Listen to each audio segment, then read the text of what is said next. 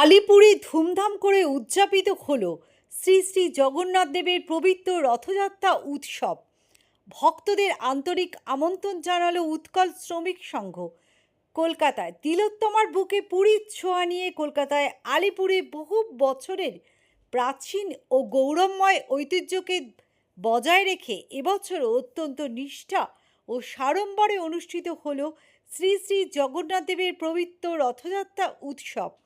যুগের পর যুগ ধরে চলে আসা এই অনন্য ধর্মীয় উৎসবকে কেন্দ্র করে প্রতি বছরের মতো এবছরও সাধারণ মানুষ ও সমস্ত ধর্মপ্রাণ ভক্তদের উদ্দেশ্যে আন্তরিক আমন্ত্রণ ও সাদর আহ্বান জানিয়েছিলেন এই উৎসবের মূল আয়োজক সংস্থা আলিপুর উৎকল শ্রমিক সংঘ।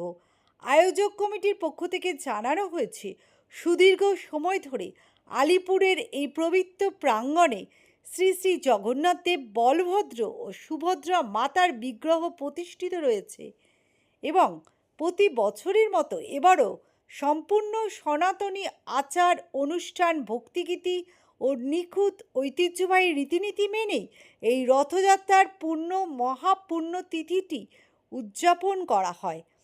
এবার উৎসবের সবথেকে বড় বিশেষত্ব হল উড়িষ্যার পুরীর জগন্নাথ মন্দিরের মূল রীতিনীতিকে অক্ষরে অক্ষরে অনুসরণ করে এখানে সমস্ত পুজো ও ধর্মীয় আচার সম্পন্ন করা হয়, যার ফলে কলকাতার বুকে ভক্তরা অনুভব করতে পারেন শ্রীক্ষেত্রের এক পবিত্র আধ্যাত্মিক পরিবেশ।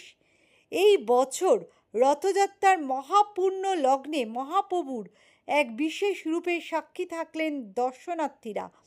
রথযাত্রার বিশেষ দিনে শ্রী শ্রী জগন্নাথ দেবের অনন্য রাজবেশ দর্শন করানো হয় এবং রাজবেশের সমস্ত বিশেষ সেবা ও গুরুদায়িত্ব ভক্তিভরে পালন করেন আলিপুর সর্বজনীন অন্যতম কর্ণধার তথা বিশিষ্ট সমাজসেবী সাহেব দাস, যার সক্রিয় উপস্থিতিতে উৎসবের মাহাত্ম্যকে আরও বাড়িয়ে তোলে।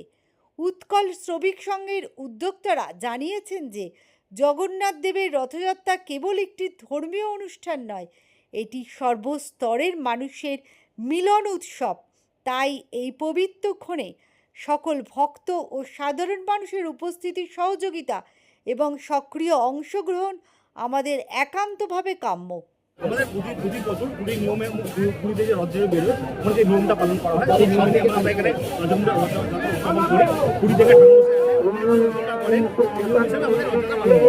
আমাদের মেনলি এটা আলিপুর করে আমাদের গোপালগড়ে একটা মাসির বাড়ি ঠিক করা হয়েছে, মানে ওখানে ঠাকুর ওখানে থাকেন, ওখানে থাকার পরে উল্টো ঠাকুর এখানে আছে। বলবো সবাইকে শুভেচ্ছা জানাই এবং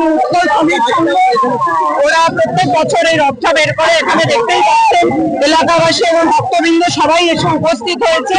আজকে প্রভু জগন্নাথ দেব স্নানযাত্রার পর রাস্তায় নেমেছেন, তিনি দর্শন দেবেন ভক্তদের এবং সবাই আজকে প্রভু জগন্নাথ দেবের আশীর্বাদ নিতে আমরা এখানে রাস্তায় এসেছি।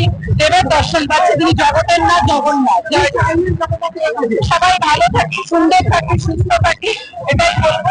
সবাই একসঙ্গে থাকতে পারে। সবার মঙ্গল কামনা করি, জগতের নাথ জগন্নাথ সবাইকে ভালো রাখুক, সব পরিবারে সবাই সুস্থ থাকুক।